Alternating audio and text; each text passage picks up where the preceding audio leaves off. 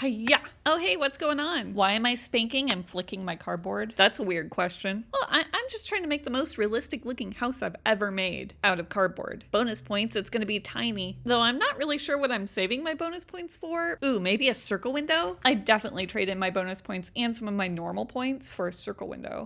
Anyways, so this is gonna be another haunted hidey-hole. I mean, you'll see more towards the end what the hole is, but for right now, I'm just making the haunted part a haunted house. And here's Emily, right on cue, trying to steal my pencil. I swear, if we let them have pencils, they'll organize. And you don't want cats to organize. They might join a union, and then we'll have to mandate treats. And you know what? Treats are just expensive cat food. You think my cats know the difference between treats and different branded cat food? Psst, they're not that smart. But if they unionize, it's all over.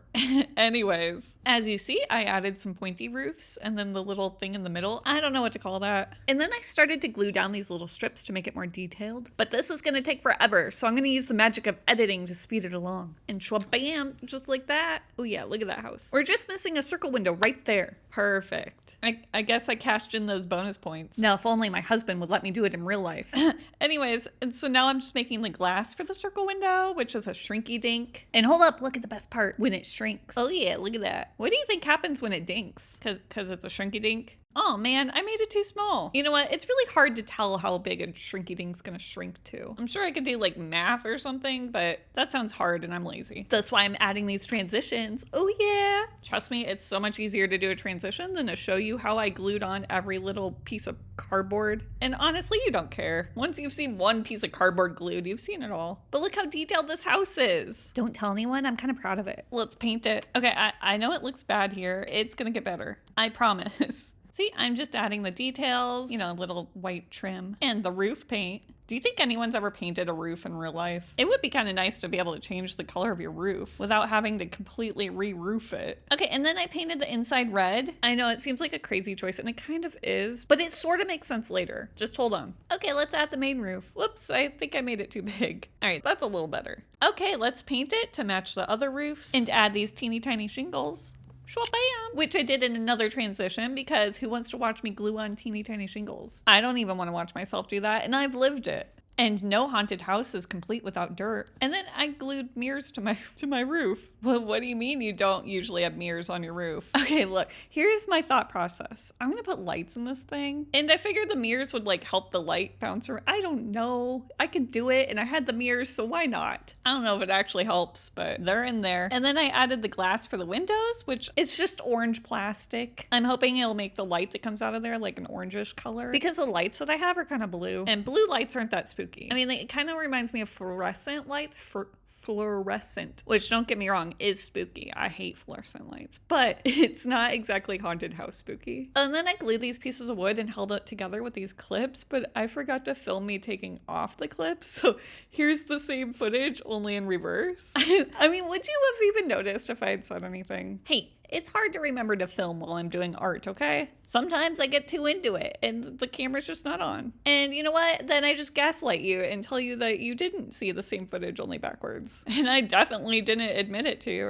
Anyway, so now I'm adding the lights onto this piece of wood. And then I add a big foil donut to the middle. That's gonna be the hill that our house sits on because I've never heard of a haunted house not on a hill. In fact, can a house be haunted if it's not on a hill? Okay, I've heard of lake houses being haunted or like beach houses, but 9 times out of 10, they're on a rocky cliff, which isn't a hill, but it's pretty close. All I'm saying is that a hill helps the hauntedness.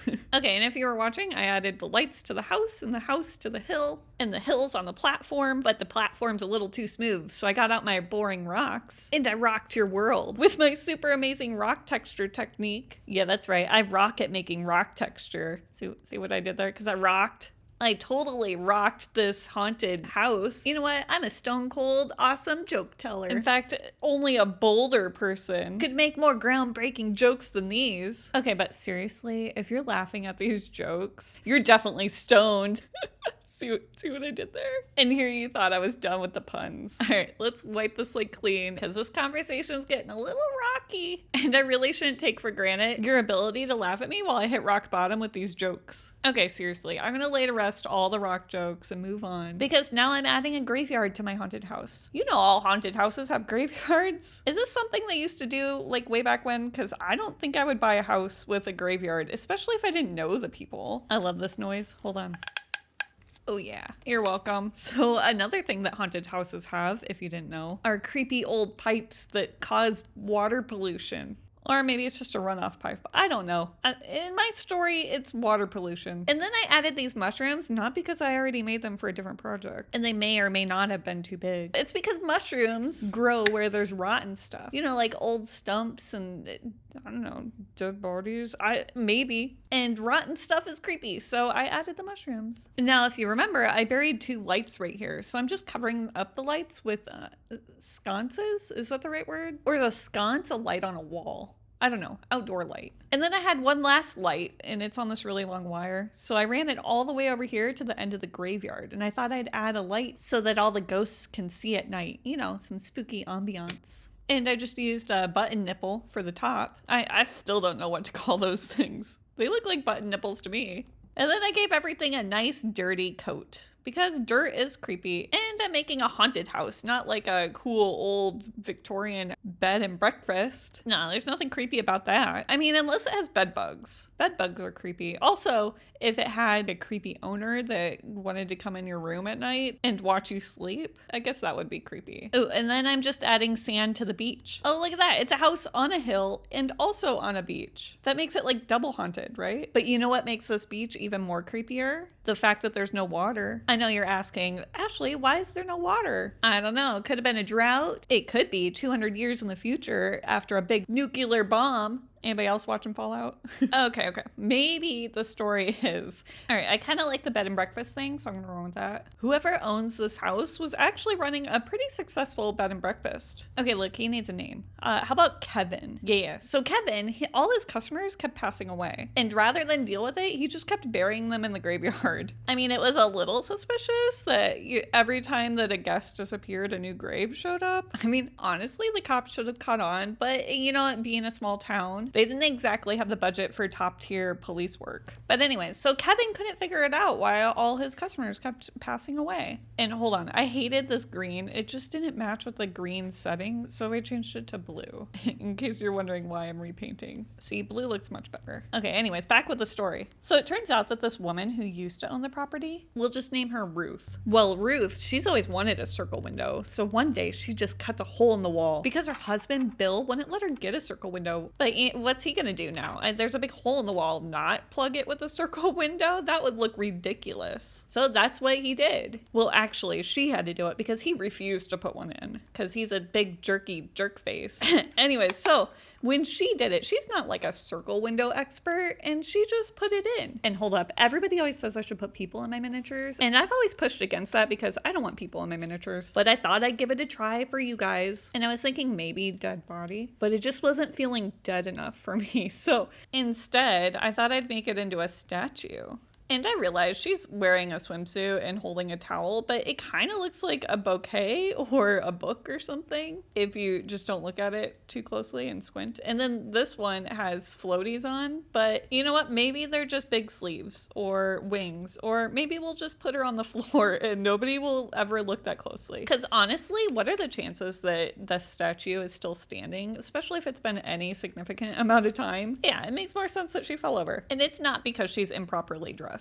Okay, now, where were we with this story? Oh, so she put in the circle window, but she's not an expert. And she definitely messed something up. In fact, to make room for the circle window, she took out all the ventilation in that wall. Which, I don't know if you know this, but you need ventilation. And that caused carbon monoxide. Do not come at me if I said that wrong. Carbon monoxide. Anyways, it caused that stuff to accumulate. Is that what it does? Does it accumulate? Sure, we'll go with that. So the carbon monoxide was accumulating in the house, and the whole house gets poisoned. And tragically, none of them had a carbon monoxide detector, and they all passed away in their sleep. In fact, they're probably buried underneath these mushrooms. Anyways, so the next owner, Kevin, he gets the house for a steal because all these people passed away and nobody wants a house with a bunch of people that passed away. And Kevin fixes the wall and opens up a bed and breakfast. But what Kevin doesn't know is that there's an angry ghost there. Ruth's husband, Bill. Bill was upset that he died for this circle window that he didn't even want in the first place. So he vowed to,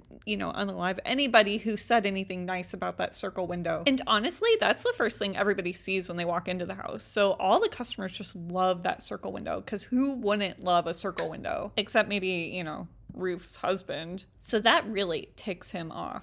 So Bill ends up poisoning most of the guests. But here's the thing. When Kevin buries all the guests in the yard, the graveyard, their bodies seep through and they go into the drinking water. And this ends up killing all the fish in the lake. And with all the fish dead, there's no more tourism, there's no more fish commerce. Just the fishing community is dead. So there's no point in having the lake anymore because there's no fish in it anyway. So they stopped pumping water into the lake because there was a big dam that they used for the town's power. But, no town means no need for power. So the whole lake runs dry. And poor Kevin never figured out why all his customers kept, passing away. Although really, we shouldn't have that much sympathy for Kevin because, he's been hiding bodies for a while now and nobody, has noticed, but it's still not a crime. But anyway, so the moral of the story is if you're going to put in a circle window, which I highly recommend that you do,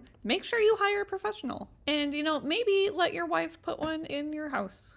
Okay, so I'm going to get back to talking about making the art. So I'm just going to add some trash to the yard because, this is an old abandoned house. After Kevin's business failed, he abandoned it. And this could be years down the road, maybe hundreds of years later. But since this used to be a lake, I added this little rusty chain to a pole so you could tie up your boat. And then I thought we were lacking a few trees, but I don't want healthy trees. That doesn't feel very haunted. So I went with more of a broken down dead tree vibe. I don't think anybody actually chopped down this tree. I think because the water is poisoned, remember? So that would mean that the water for the trees would be poisoned and then the trees would get sick and they'd fall over, right? That's a thing. Okay, and here's what it looks like with the lights on. Isn't it pretty? It looks kind of realistic, right? I really tried to add as many details as I could here, and this video really doesn't do it much justice. But there's my circle window, the best part of the whole house, obviously.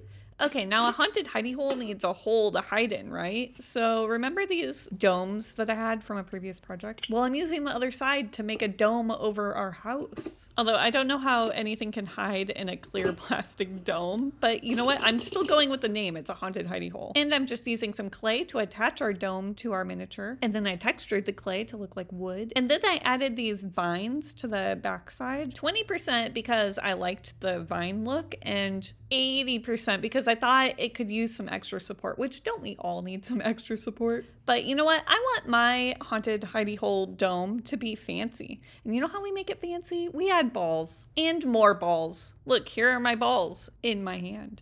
Anyway, so then we flip it over and we attach the balls to the bottom. Stop it, you guys. You're so immature. All right, then so nice cut of paint later. We flip it back over and look at that. We're done. Now let's just get the close-up shots. Ooh, yeah. Do you guys think it looks realistic? Kind of. And you know what? I refuse to fast forward through this part. I worked super hard on all these little details. You're going to stop and watch it. That's right. This is real time. I'm not speeding this up. In fact, we're going to sit here in silence and watch it. Okay, but it's kind of awkward. So maybe some music.